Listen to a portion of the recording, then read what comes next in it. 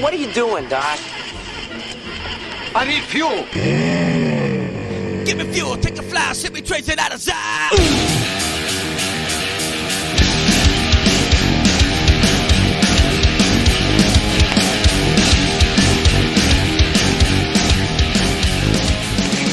Now, here are your hosts, John Eddie Jr.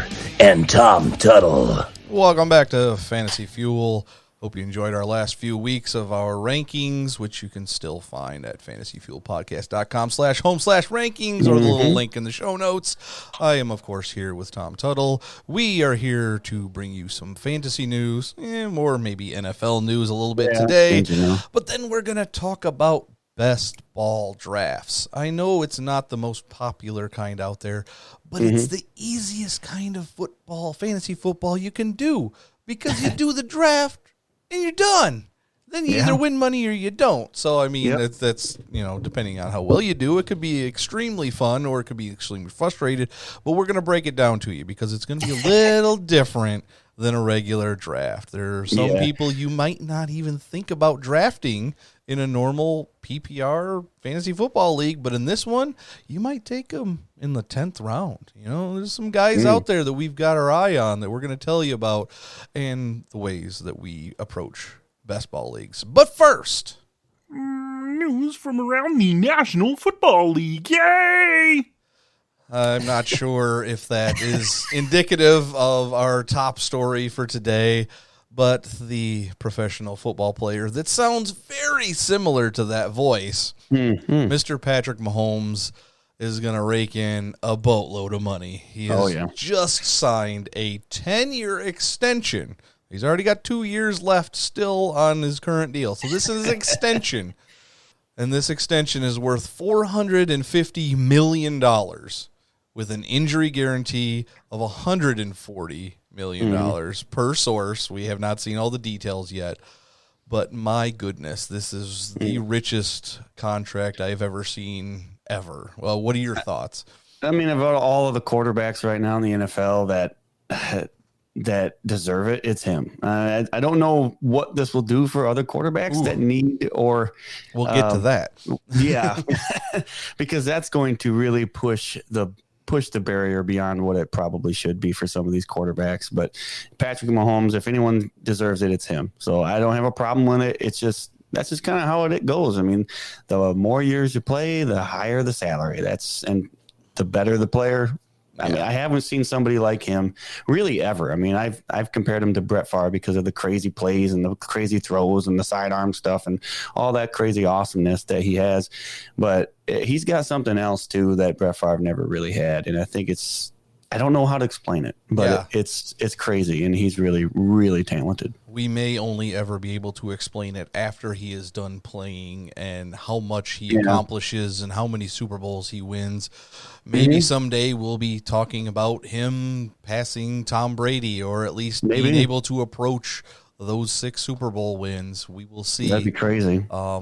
Anyway, Patrick Mahomes is a rich man, and Chiefs, that's not the only Chiefs news we have, but we'll stay on Mahomes-ish for a second here, because you brought up a great point. What are the other quarterbacks going to be asking for now? You can't say I'm worth more than Patrick Mahomes, because he is right now the MVP of the National Football League.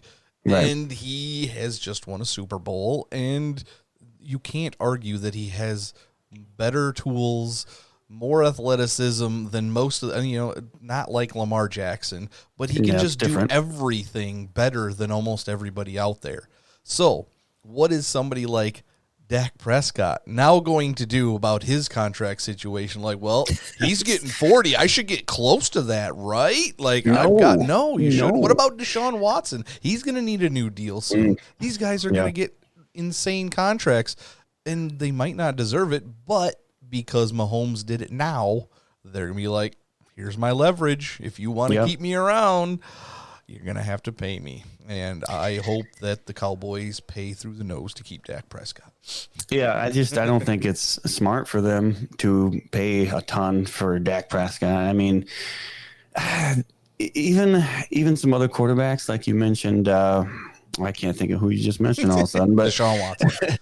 Deshaun Watson. I think that he is good, but he's not worth a ton of money, especially with the Texans team right now. Is like that's the only guy you have that would you be giving any of the money to. So there you wouldn't be able to get anything else to support him. And the same goes with the Cowboys. I mean, we're having this talk for I don't know how long now. Yes. They can't afford all of their star players. So I think the odd man now is probably going to be Dak Prescott. I mean, I don't know how else are you going to afford to keep your guys for as long as you want to. Dak Prescott is probably and it's crazy because he's talented. I'm not saying he's not. Right. He's probably the least talented player on that team, but a quarterback with talent is hard to give up because it's a quarterback. It's the leader of the team. It's the guy that touches the ball every single play. So it's kind of hard to know, but I just don't see them. And I guess I could see them paying a bunch of money for them, but I don't think it's just a smart move if the Cowboys went that way. Yeah, we will hopefully soon find out. But yeah, they've got 3 wide receivers that all possibly could make huge money in a few years. I mean, Michael Gallup's only in his second or third year now. And then CeeDee Lamb is obviously going to be a rookie this year, but if he pans out, he's going to be demanding a huge contract in a few years. So there's no way they can pay everybody. And then what are they going to do? Are they going to ignore the offensive line? Are they going to ignore the defense? Right. Are they going to run out of linebackers because they're hurt and they can't pay anybody else? Like, what are they going to do when it comes to all their salaries? So good luck, Cowboys. I don't wish you the best, but that's a whole nother story. Anyway, the other Chiefs news, more towards the fantasy football end, because nobody's saying anything unrealistic about Patrick Mahomes at fantasy. He is the super guy in fantasy. Mm-hmm. But the Chiefs running back coach sees a big jump for Damian Williams. So are we going to jump back on that train right away, or are we just ignoring this news? I'm just going to leave that alone because there's no reason for me to want to get back on the Damian Williams train. I never really was last year, and for good reason. Right. And you saw why. I mean, flat out, he just wasn't productive, and there's no reason for me to want to have been on that train. But I see why a lot of people are going to, but he's young and he's talented. He's got the ability, but there's no reason. You have somebody who's younger and probably more talented on your team now. You don't need to talk about Damian Williams anymore. All right. Well, I guess we'll just be done with Damian Williams until he starts tearing it up and we have to talk about him. Well, yeah, we will. And then I'll have to put my foot in my mouth. Right. But the other news that has been making lots of headlines, it's a few days old now, but we do have to talk about it, and that is the Washington Redskins more than likely are going to have their name changed finally. We've only been talking about this for years and years, and I don't want to jump the gun on anything, but we were kind of ahead of the curve when it comes to the name change for the Redskins in the Flag League. Because when Charlie took over the Redskins, he asked, "Can I change the name, or are we keeping?" I was like, "No, go ahead." And he changed it to the Red Hawks. So we kept the color scheme and that kind of thing. But we were ahead of the curve. We've already changed the name. The Redskins do not exist in our Flag League. But this is going to be an interesting one. Honestly, just kind of glad that they're doing it just so that we don't have to talk about it no more. Okay. Like, it's just get it done and over with. I don't need to hear it about it anymore. Just do it. Like, just so that nobody's complaining about it. We don't have to offend anybody. It's just get it done and over with. I have one more bit for this that you may be interested in. There's a team that is willing to sell their name to the Redskins, and that is the Harlem Globetrotters are willing to sell the Generals team name to Washington so we can have the Washington Generals yet again. Yeah. No. No? I'm okay with that not being it. Okay. I hope, I don't know what it would be, but I hope they kind of still try to, I mean, I'm not saying the Redskins name was good for Native American people. Like I don't know whether or not they liked it or didn't like it, whatever. It's a mixture, but yeah. I hope they still kind of honor the Native American culture. That's just kind of where I'm at on that. Sure. I think I don't know whether or not they're going to change it to the Red Hawks or whatever it is, but that's kind of I think they deserve it. I mean, that just makes sense to me. Yeah, I mean, there's no reason why they couldn't still come up with a name of some kind Right. that shows strength and unity and Well, it's like still the Chiefs. honors. I don't think anybody has a problem with the Chiefs name. You shouldn't. Right? It's just I don't think. I mean, maybe it's a level of person in a tribe. Right. There's Yeah. no bad vibes in the name Chiefs. Plus, if all else fails and they were offended by the Chiefs name being associated with Native Americans, they could change it to Chiefs of something else, just in general, like the chief executive officers. That's probably not exactly what they're going for, but yeah, we don't need to go into that. Everybody's been kind of beating it to death, and it will be nice to just finally be done with it, like you said. Yeah. All right, a couple more little things. David Njoku seeking a trade. You're almost as excited about this as, it's. Well, I've heard multiple rumors about where he will go, and it sounds like the Jets are interested. I don't really know. I don't care. I don't care. I think he's good. Now, I'm not going to say he's not, because I think he's got plenty of talent. There's really no reason for the Browns to have him, though, and I understand why he wants to get out. Yep, he obviously wants to be on the field, but he's been kind of dinged up, and he didn't have a lot of snaps last year. I don't remember what the exact count was, but he was not on the field for that many offensive snaps anyway. Right. So his usage really isn't necessary in Cleveland. Whereas if he were to go to the Jets, obviously it would give him a chance to get on the field. There'd be more opportunity for him, at least. I mean, it really depends on Herndon. Exactly. I think if Herndon comes out and actually performs the way that he should, it would be at least a little decent of a competition. I think Njoku would probably be the better guy there anyway, but I don't know. I don't want to trade for somebody. Well, if you get 8 games out of each of them, then you're okay at the tight end position. Maybe we'll have one decent tight end every game. Who knows? Yeah. All right. Well, that's going to do it for fantasy/NFL news. So let's get on to the meat of this show, and that is best ball leagues. Well, the thing you got to remember about best ball leagues, one is you're not setting a lineup every week. You don't have to do the dirty work. Yep. They will take the best players from each position, including flexes, however it's set up. It'll take your best 2 running backs. It'll take your best 3 wide receivers. It'll take your best whatever flex after that, best tight end, best quarter, whoever scored the most on your team, and give you all those points. So your strategy is the draft. Now, we're going to analyze a lot of the picks in a draft. It was a 12-team league with some various experts, as you will, in their drafts. And you'll see some differences in there. My thoughts, because I've been playing best ball here and there for the last few years, nothing major, but I always end up ahead at the end. But I sign up for so many because it usually starts earlier, and I can do a draft, and then I don't have to worry about the league anymore. And now the problem with doing it so early is injuries could bite you in the butt. If you only draft 2 tight ends and one of them gets hurt, then guess what? You're not going to have a tight end during that guy's bye week. If he doesn't have any other injuries, you will get 0 points for that week if you do not have another spot. So you can't draft the same as a regular league, like say, I'll take 1 quarterback late and then I'll pick up another guy when I need him or if I want to. You're stuck with this roster from your draft till the end of the season. So you really have to prepare. If you want to draft 3 late quarterbacks, that's a strategy. If you want to draft 3 late tight ends, that's a strategy. And then you should have somebody to play and get points for you every other week. But then you do also kind of have to worry about having some consistency.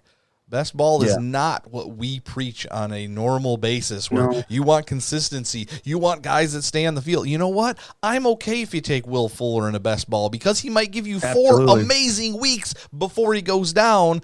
But if you draft enough wide receivers, then you're good to go. So Will Fuller is still an actual decent pick if you can get that many games out of him.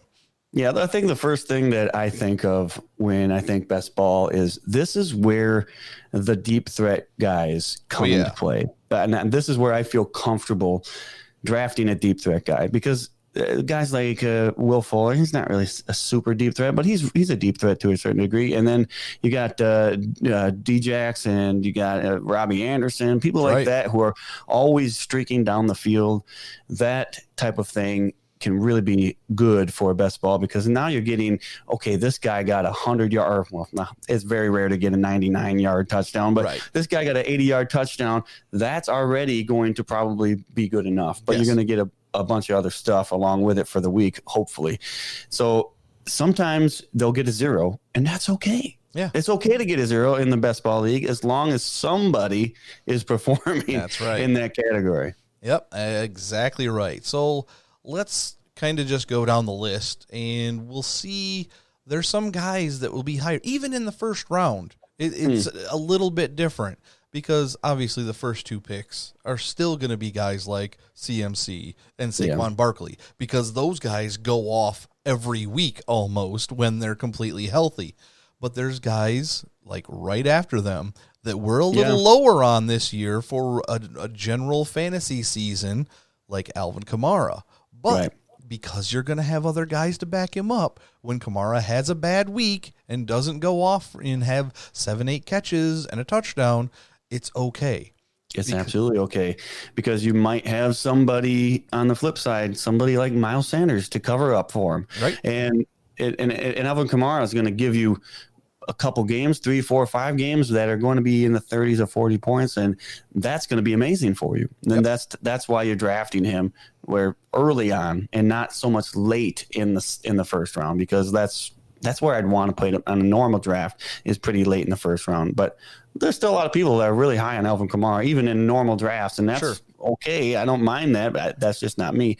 But yeah, in a best ball draft, absolutely Alvin Kamara makes complete sense. Yeah, then we got guys like Zeke, Dalvin Cook. These are normal. Michael Thomas at 106. That might be a couple picks later than a normal draft, but he's still so consistent. He doesn't give you like 30 and 40-point games and then give you a 10-point game and a 15-point game. He's going to give you a 25-point game almost every single week, and that is still worth a mid-round, first-round pick. Now we're getting into some guys like higher on my list and normal, Joe Mixon and Nick Chubb. These guys can go off. Then you got your more consistent-ish running back, Derrick Henry. And then my guy that I have number 2 overall in regular is number 2 wide receiver in this particular draft, Davante Adams, because, he gives you the big games. Just 2 years ago, he never had a sub, 15-point game. It was insane. He had the Michael Thomas year a couple years ago, whereas now, he's the only real target for Aaron Rodgers, so he's going to have some big games when they can pick on whatever side of the field he's on or whatever cornerback he's facing. He'll have the big games, but because their weapons are not what they used to be, there are some teams that may be able to keep Davante Adams in check. So in best ball, again, that's okay. When you get 6-7 games out of Davante Adams that are really good, you'll get all those points, and then you'll get that guy like Denzel Mims. If you want to draft him late, we were just talking about him. He might cover for a couple of those weeks for Davante Adams, and that's who will be in your lineup. Yeah, I mean, it goes along to the next guy on this list here is Tyreek Hill, and I'm just thinking, Tyreek doesn't have a ton of disappointing games, and Davante Adams doesn't have a ton of disappointing games. But the games that are disappointing, you should have somebody else to back that up, and that Davante Adams is going to get a big game, and 100% Tyreek Hill is going to get huge games. It's going to be huge games. So when you get somebody in the back end of the first round, somebody like Tyreek Hill or even Julio Jones, I mean, how many times have we seen Julio go off and then have a complete garbage game? And I would even say, I know it's going to be a little different with with Tom Brady as quarterback, but Mike Evans is somebody who goes off and then sometimes gets not what you were expecting your number one wide receiver to get you. So I would say, yeah, it makes sense to get Devontae Adams at the end of the first round, as opposed to where he's going now. A lot of times he's in the second round, and it doesn't. If you were to say that last year, you'd be like, yeah, you're kidding me. There's no way that's going to happen. No, it is happening because he is the only target, like you said earlier, on that team that you really feel comfortable in. So Aaron Rodgers is probably not going to be able to go there when you have a stellar cornerback and at least a stellar defense opposing him. Sure. So yeah, I think him and Tyreek Hill makes complete sense where they're at here, and I would absolutely love to have them in that spot. Yep, and then the second round is where it really starts. You can tell that there's a difference because a lot of these guys are going in the second round in normal drafts, but it's the mid to late second round where now you've got guys like Kenyon Drake and Miles Sanders creeping up to the very top of the second round because, as you saw last year, Kenyon Drake went absolutely berserk for a few games. So it wouldn't have mattered so much if you drafted him while he was still, on the Dolphins and you weren't getting much. He was that guy that was just sitting on your bench. And then if you were anywhere close to the top point getter towards the last few games of the season, Kenyon Drake probably vaulted you either into the money or into the top spot, and you made some money playing best ball last year. Yeah, Kenyon Drake went crazy, and I don't know exactly what's going to happen this year, but I expect more of close to the same. I'm not going to say he's going to get 40 points every game because that's about what he was doing at the end of the year. But I mean, there's no question he's going to have big games, and that's why he's vaulting up in these best ball drafts. And even somebody like Aaron Jones, I mean, I know they got young rookie behind him, and you don't really know what's going on there in Green Bay, but he's going to have weeks as well where he's going to have big games. And I'd like to scroll down the list. We got a follower on Twitch. I love that. But I'd like to scroll down the list a little bit and go to Lamar Jackson sitting at 210. And I think that's a perfect spot. I mean, that's absolutely perfect because normally I sit on quarterbacks, but if you're talking about best ball, he's going to get you monster games, and it's going to be somewhat consistent, so you can rely on it for the most part. So that is beautiful. I absolutely love where he's at in this best ball league right here. Yeah, I don't mind it, but again, I still think you can be okay drafting a couple of quarterbacks late. Oh, yeah. And there's guys like Matt Stafford who will have some big games. He has the wide receivers to have some big games, but he also will have those weeks where he's not doing so hot. If he plays on Thanksgiving and just completely, does nothing, then it's okay.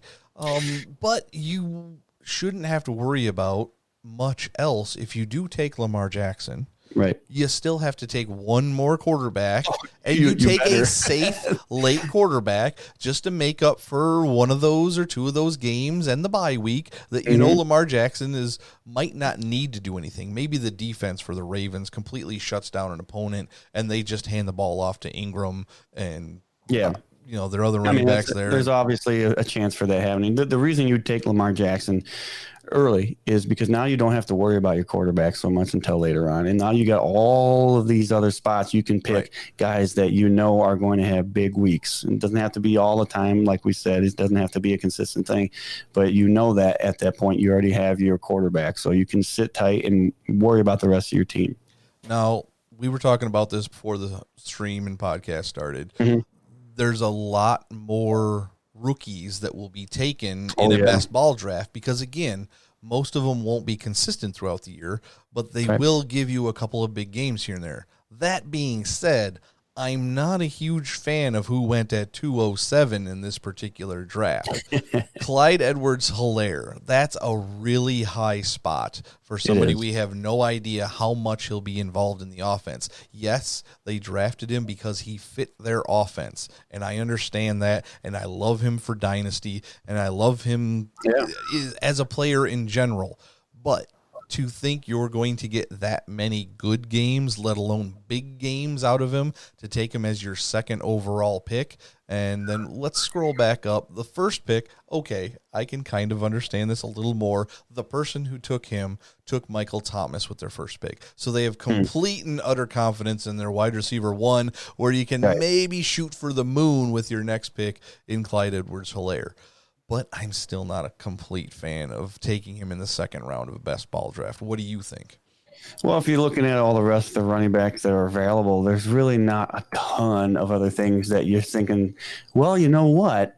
That guy is going to give me huge weeks. That's I mean, true. There's a lot of question marks after Clyde Edwards-Helaire. So I actually understand why they took him here, because you need a running back that can give you something once in a while. The only problem, and then I say this every year, it doesn't matter if it's best ball or not, you really don't know what you're getting out of rookies. I mean, we've seen what he did in college. We know what the plan is for him going forward. He is a catch machine, and we love that. But it does seem early, but you got to sit here and think about it. You got Melvin Gordon, Austin Eckler. I probably would rather have, to be honest. Leonard Fournette, there's question marks. Todd Gurley, there's question marks. I mean, you just scroll down, there's a bunch of Le'Veon Bell, there's question marks. There's a bunch of other guys that I would say have bigger question marks to me than Clyde Edwards-Helaire, and I think that's why they probably took him there. Now, another interesting, how do I put this, strategy, I guess you would just say, is the tight end position in a best ball draft. It means a little bit more, in my opinion, to have a good tight end in a best ball draft, because if you wait, you might get a couple of guys that don't perform much at all. We've seen it last year. I mourned over my tight ends last year. They did not do what I had hoped they were going to do. So, and this is why you see Travis Kelce at 202, George Kittle at 205, Mark Andrews at 301, Zach Ertz at 305. The first 4 tight ends in our rankings are all gone by the early to mid part of the third round in this draft. Yep. So that is going to leave everybody scrambling for tight ends, where these guys, they'll still have to take another one, but they don't have to get another good mid-round tight end. Yeah, I mean, imagine if you're sitting here and you didn't take, the top 3 guys or whatever. You still have some options. You got Waller and people like that, but you scroll down even further. Tyler Higbee, you got to take him, or Hayden Hurst. Do you really have that much trust in him? I know you do, but there's just a lot of questions. Hunter Henry, I have a lot of trust in, so I'd be okay with having him. But you have Rob Gronkowski. I mean, there's some guys there, but there's definitely question marks there, which is good for best ball. But when it comes to tight ends, you don't want to mess around. I mean, there's sometimes you get absolute garbage in the tight end position. So I completely 100% would say go for the better guys for tight ends early, because that's probably what they're worth. I mean, the only other guy like I said, was Darren Waller that I could see could have a pretty successful year, and you could probably get him 4th, 5th round, somewhere around there. Now, we'll scroll down the list here and talk about some of the later round guys that you might not think about in other leagues. But before we do that, I just noticed a little bit of a disparity. You would mention Lamar Jackson at 210.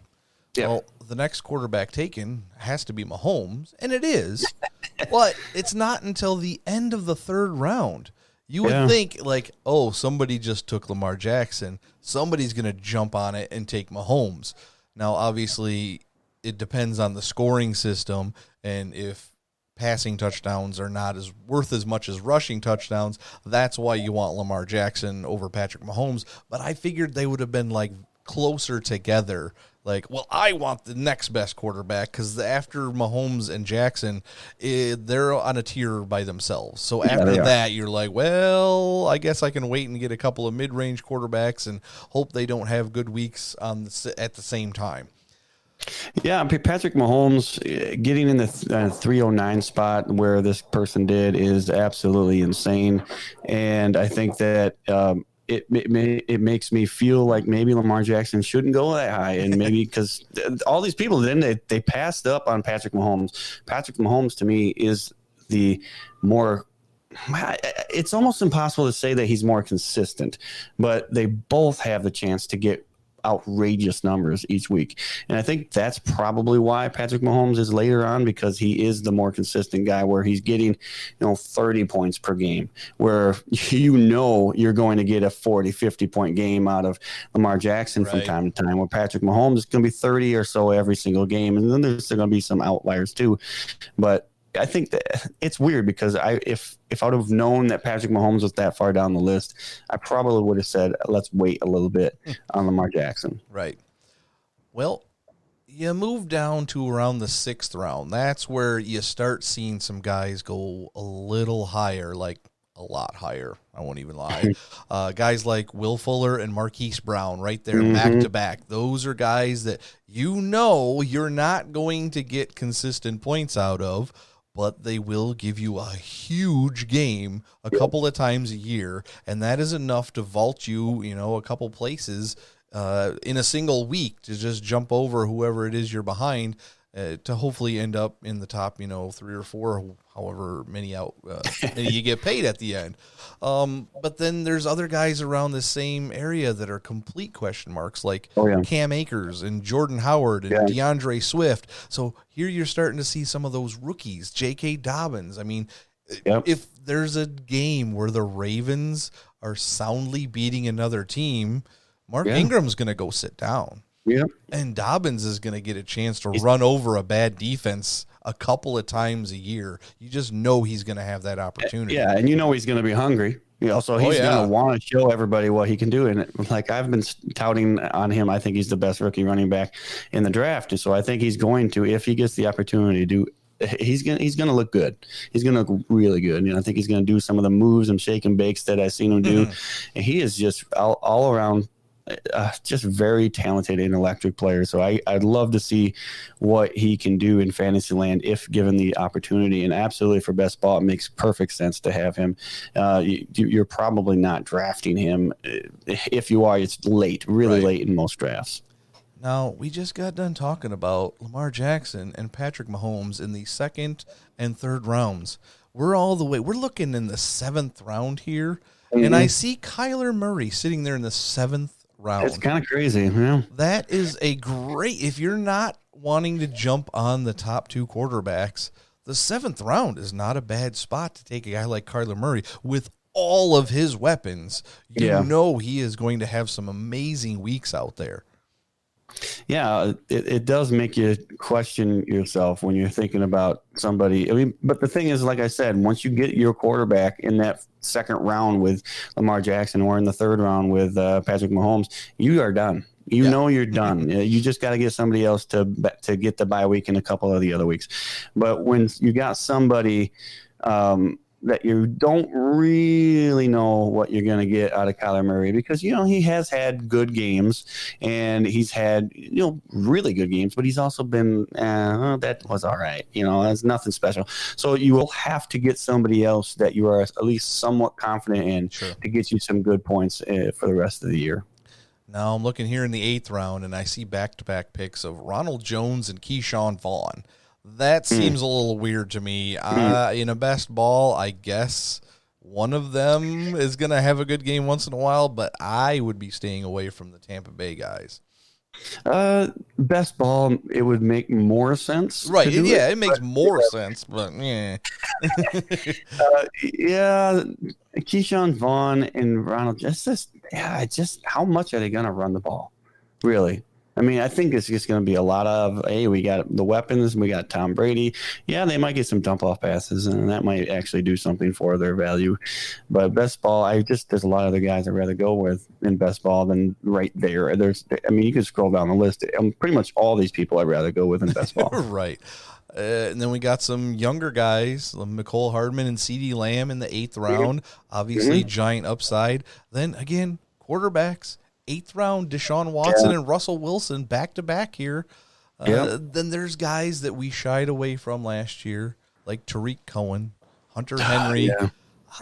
You've got your boy Jamison Crowder in the 8th round in a best ball. So apparently somebody out there has been listening to you, maybe, and think that he's going to have at least a consistent enough season to stick him in there, draft him in the 8th round, and hopefully he just is your wide receiver 2, 3, or flex. As long as he puts up flex numbers every week and you get somebody with a bigger week once in a while, you're completely happy with that. I think what a lot of people are thinking about with the Jets in general is somebody's going to have a good week. Right. And so when that's one person gets a good week, I can have them in my best ball league and it'll be fine. And we'll scroll down the list a little more and we'll discuss and we'll see that there's other Jets on this list, which normally will not make the draft list at all. So I'm pretty much probably the only person taking Jamison Crowder in the 10th round or whatever it was last week when we did our mock draft. So nobody else is really taking the other guys for the Jets, and it makes sense in other leagues. But when it's best ball, somebody on that team is going to get it. Has got to get it. There's a huge tight end run from the end of the 8th round into the 10th round. I see Hunter Henry, Gronkowski, Jonnu Smith, Jared Cook, Noah Fant, Austin Hooper. They're all in there because guess what? You got to have a tight end, and you got to take somebody. And when the names start coming off the board, you're starting to get worried because it's not like in a regular league where if you get a decent one, you'll wait and get another one.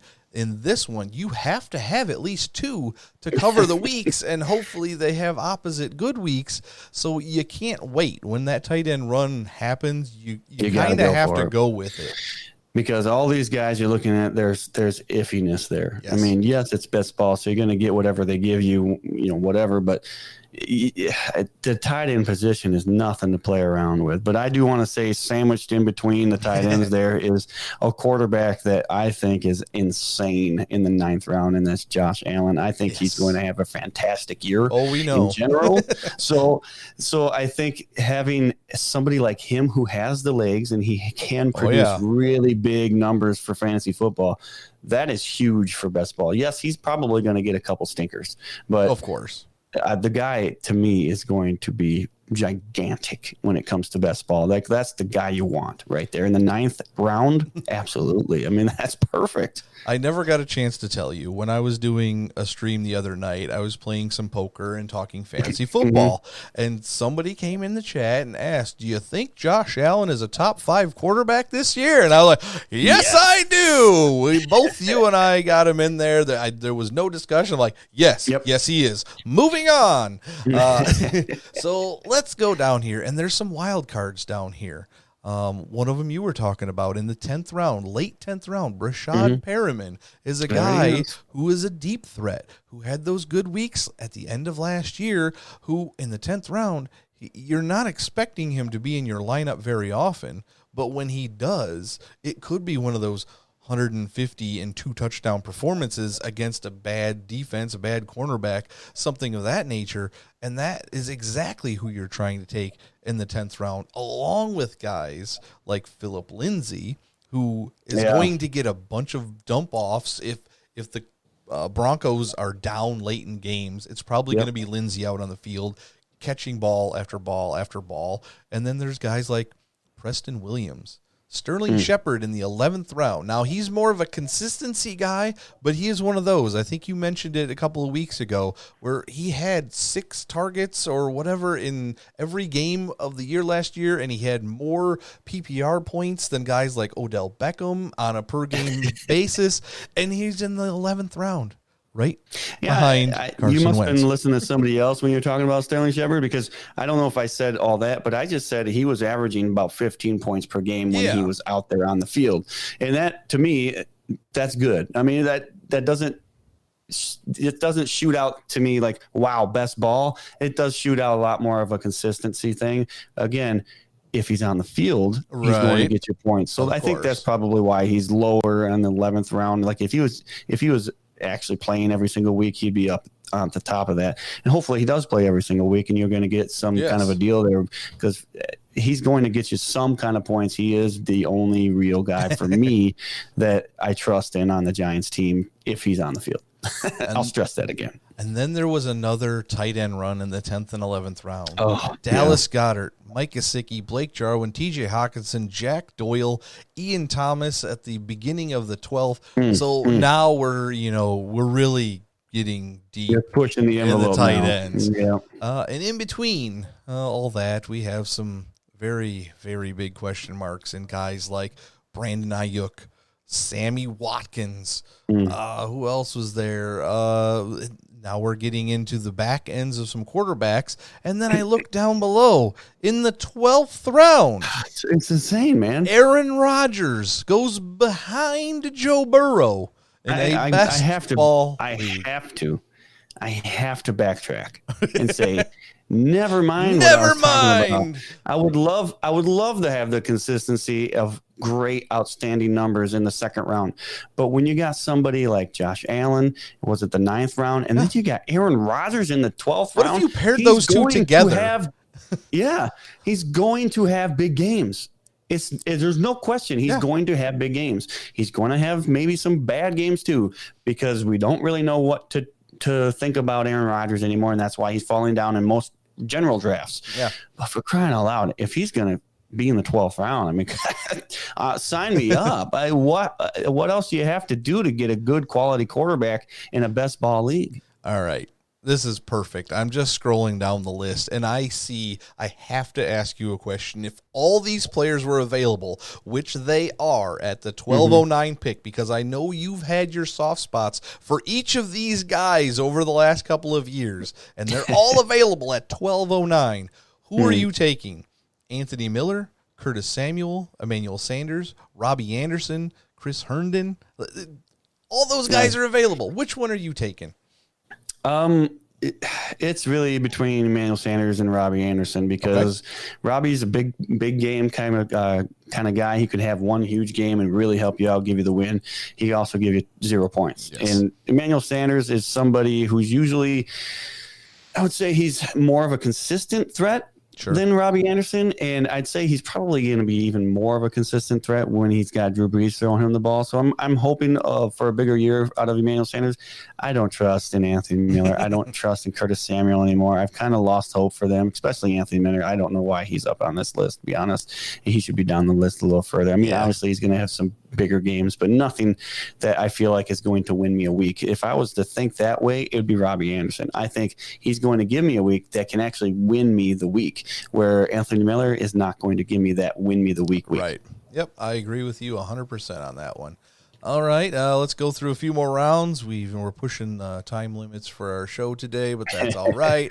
Again, there's another few tight ends that are going down here. Irv Smith, Eric Ebron, guys like that. So, you're stretching it, but now you're looking at guys like, if you didn't take Lamar Jackson and Patrick Mahomes, or you didn't even take Josh Allen in the 9th round, there's guys down here that could have big games opposite of each other. You're just hoping that it doesn't happen all in the same weeks. Guys like Drew Lock, he's probably going to put up a couple of big games throughout the season. And guys like Jared Goff, we personally do not like at Fantasy Fuel, but he will put up some great numbers from time to time when they play a terrible defense. And then you got Kirk Cousins in the 14th round as well. And my guy in between running backs, if you can wait, even in best ball, I know it's not going to be like huge numbers out of this guy, but if he gets as many catches as I hope he's going to get this year, Nyheim Hines in the 14th round, I would be taking every single time. And then I'll tell you, okay, go ahead. This is where I will agree with you. Nyheim Hines in the 14th round absolutely makes 100% sense, because you've said it, I've said it. I don't trust in Phillip Rivers, but you think Phillip Rivers is a dump-off guy, and he is a dump-off guy. I just brought up the stats in the Back Row Jet Show last week about how he is kind of a dump-off guy. So, he's going to dump it off to Nyheim Hines, and Nyheim Hines is going to get a bunch of receptions, I'm sure. Maybe not as many as you think he's going to get, but it's still worth a 14th round pick. Right, and this is where we get into the nitty-gritty, because we're into the 15th and 16th rounds, and there's no kickers and defenses in these. It's not worth doing kickers and defenses in best ball. You will tear your hair out if you have to pick kickers in a best ball league, and you get the guys that just keep getting 3 extra points every week and 1 field goal, and you're like, not worth it. So now we're taking guys like John Ross in the 16th round, who obviously can score touchdowns, but he doesn't get a lot of catches. So he needs those touchdowns to get into your lineup. Guys like Hunter Renfrow, who may have a increased target share this year. We don't know. Guys like T. Higgins, another rookie for Cincinnati. Steven Sims for Washington. He had a couple of big games last year. Randall Cobb for Houston. If he ends up being the 3rd or 4th option on that team and goes against a terrible cornerback and he stays healthy, he will put up a couple of big games. Can I just say something real quick? No. I'm sorry. Go ahead. I'm sitting here looking at Larry Fitzgerald, 16 Oh my! I didn't even 16-11. Wow. And he's the 3rd option. I mean, but on that team, but he is going to have good weeks. Oh yeah, really, he's going to have really good weeks. Might not be every week, but that is the definition of best ball. I think he's going to have a way better best ball year than a lot of people might be thinking. All right, let's see what the last round looks like. We'll just name them all off, and you stop me if something pops out at you, because these are complete and utter wild cards. But this is the 18th round in this draft. Jamal Williams, KJ Hamler, Marquez Valdez-Scantling, Tyler Eifert, Jalen Samuels, Giovanni Bernard. Right after him, another running back from Cincinnati, Travion Williams, Dawson Knox, Will Dissly, J.J. Arcega-Whiteside, Russell Gage, and free agent running back Devonta Freeman.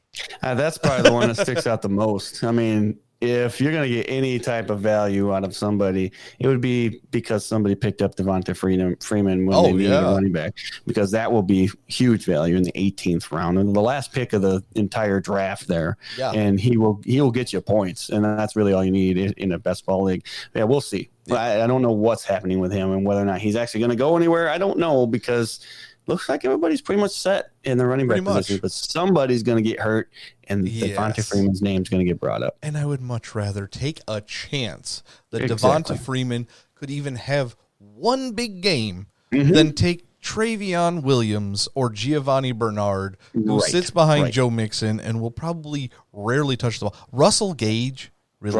Russell Gage, wide receiver for the Atlanta Falcons. How many of you even knew who Russell Gage was when I said that name? That is, that's the my guess round. is he will at best have like a 15-point game.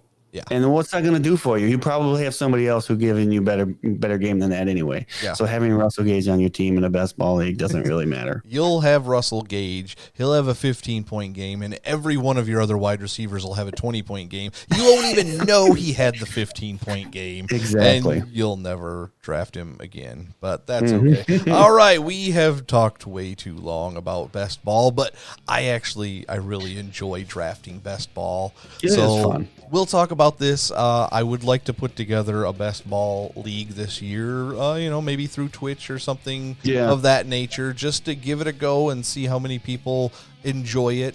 But I really encourage people to go out and at least try some best ball leagues. Even like draft.com has $1 leagues that you can get into, and that's it. You just have fun. You do your draft, and then you just check up on it once in a while. And it's something that you don't have to stress out about until, both your tight ends get hurt and you're down to one quarterback. Then you might as well not even pay attention to your team.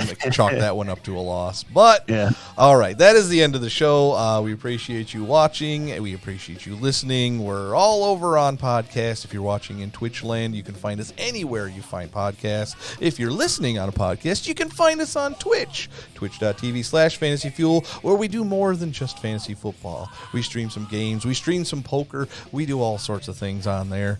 But we appreciate everything.